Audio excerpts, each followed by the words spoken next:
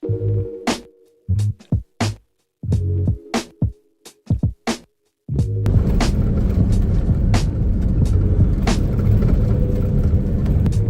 had 2 failures, chat. So I've tried to drive up Mount Borbor, which is snowy up there. There's no snow anywhere around it. I get to the last, I don't know, 13 kilometers is what the signs are saying. Last 13 kilometers elevation. And my turbo is not kicking in on my diesel engine. It's not kicking in at all. And twice going up the mountain, the car just stops. When the turbo diesel should be kicking in, the engine just dies completely and goes flat. It's happened twice now. The van's doing that thing again. You hear that? The turbo should be kicking in and dragging me up this hill, but it just isn't doing it anymore. I could feel it losing power. It's very concerning. So I've called it and turned around, because in the last 6 kilometers the elevation gets even more, and I don't know what's wrong with the car. The turbo diesel engine is just not kicking into gear. I know my car, and I know when it kicks into gear, and it hasn't been kicking into that last gear to just get it up there. And then with the engine just dying twice so randomly, like then I lose the steering, so I just got to brake, which isn't too bad. It's not exactly busy today, you know, because it's not that cold. It's only 7 degrees. It's not that cold at all. I don't even know if there'd be snow up there, to be honest. Yeah, it's just freaking me out because I don't want to die on the side of a mountain with no, I don't want the car to die on the side of a mountain range with no reception and to not start up again. Luckily it started back up both times. I don't know what it is. It can't be a battery because I replaced my battery last year. My van just will not go up that last little bit. The engine just dies. So it looks like we're gonna get to camp early. My plan was to go up there, film a little bit, maybe do a live stream up in the snow, walking around, see if they have a pub up there, go get a beer up there, I'm for pub lunch, and then head back to camp. But looks like we're going to camp early. Anyway, that's that.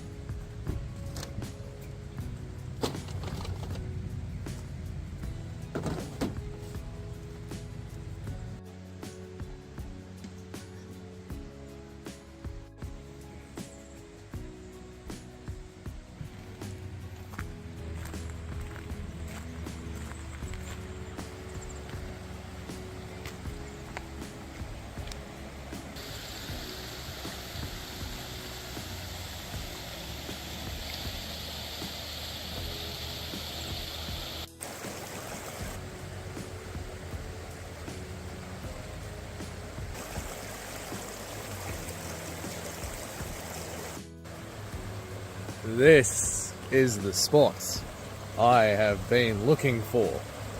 This is what we want. A nice, quiet spot by the river.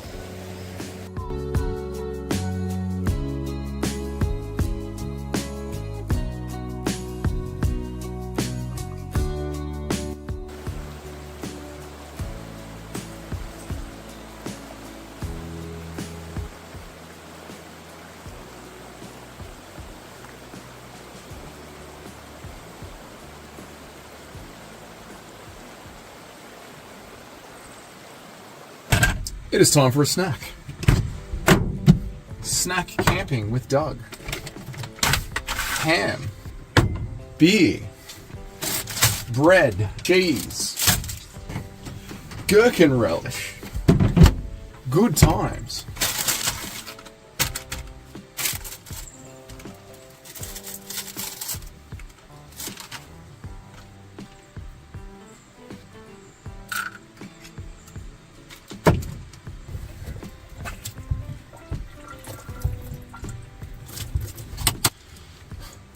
snack time done. The kitchen's on 2 adjustable levers, so it folds down like that. Let's go.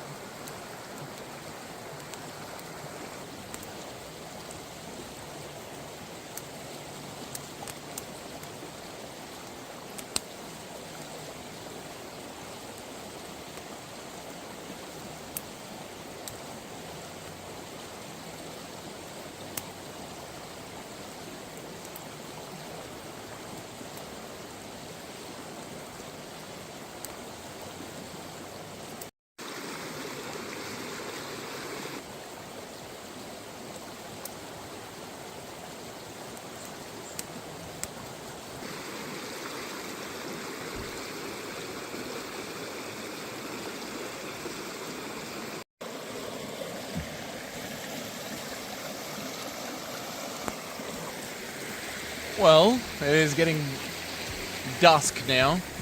It's getting on to 5 p.m. So by 6 p.m. the sun should be down, which means if I'm going to cook steak, if I'm going to cook my lamb chops on this, I should head back to the camp up there to cook lamb chops on this. But I've spent about, I don't know, 2.5 hours, 3 hours just sitting here, just smoking my cigar, drinking my beers. The fog is, all the smoke from all the campfires is rolling down the hill. Look at that, all the smoke from the campfires.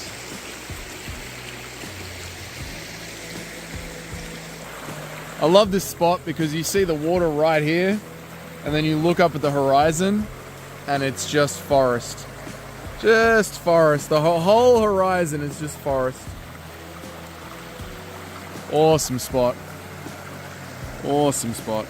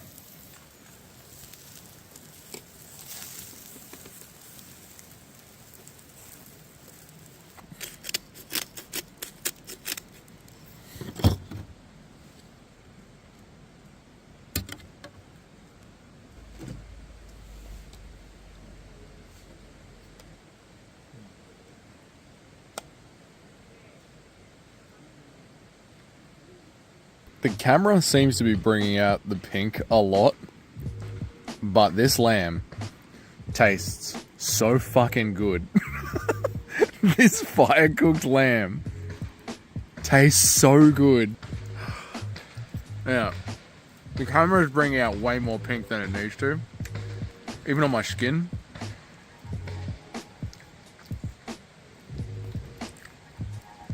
The lamb Open fire, wood, scotch, lamb. 10 out of 10. 10 out of 10.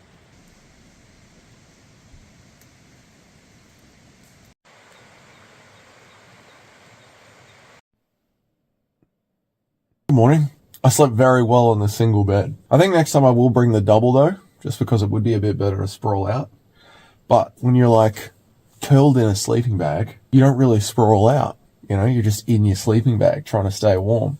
So the single bed on a cold night is not too bad. But I think on longer road trips I will pack the double just to give me a little bit more space.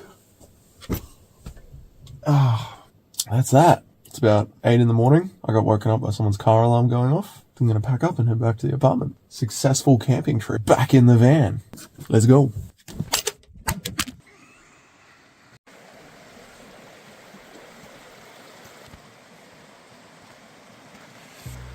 I really should be a man and go for a cold plunge. I've cold plunged in this river before. There's a nice deep spot around the way. I might walk over to the spot where you can actually get into it and go nice and deep. I love this river so much. Problem is, I didn't bring any towels. I didn't bring any towels with me on this trip. You know, because I thought I was going into the snow. I didn't think I was going to be here. I didn't think I was going to be by a river. Well, I wanted to camp by a river. I just didn't bring any towels. So I think like a 3-degree morning in a river that flows from the snow region without a towel might be a bit of a dumb idea. I think that might be even dumb for me. And I'm pretty dumb, but that might be too dumb. I've acquired a dog. Go on. There's Camper, she's camping with 2 dogs. These dogs have come over because I've opened up the back kitchen. But I was going to show you guys, how does the kitchen work? How does the kitchen work in the van? The dog's behind me again. Kitchen works on a foot pump. So underneath the kitchen, down there, on the floor, there's a foot pump. That foot pump runs to a hose, which you can just shove into these 2 water barrels. That then just goes into a normal bucket that I've drilled a hole into, and there's a P-trap on the bottom of it, which leads into that blue bucket there. So that is the grey water, fresh water, and they're the fly nets. So on a really heavy fly day, the fly nets Velcro to the edge. So you can put a fly net there, and then you can see the white Velcro and the black Velcro leading around that door. So you can put a fly net on that. So you can have the van open with the breeze and no flies coming in, and that's how the water works. And then if you're, just to finish off, in the bottom of that shelf is where the toilet is. So that there is a toilet. And that's the entire van right there. It's an infestation of little birds. Tiny little birds have invaded the campsite. They're almost like mice, but they're birds. Tiny little birds. I gotta pack up, guys. I gotta get out of here. So if you get stepped on, that's on you. If you get stepped on, that's on you. That's a good choice. Oh, okay. All right. So the birds are about this morning. G'day. How are we? My name's Doug. I'm gonna tell you what I told the dogs and I told the other birds. I've eaten all the ham sandwiches. I know it's a tragedy. I'm sorry, but all the ham sambos are gone. They were great. They were great ham. They were amazing. But they're gone now. It's time to pack up. The trip's over. Okay?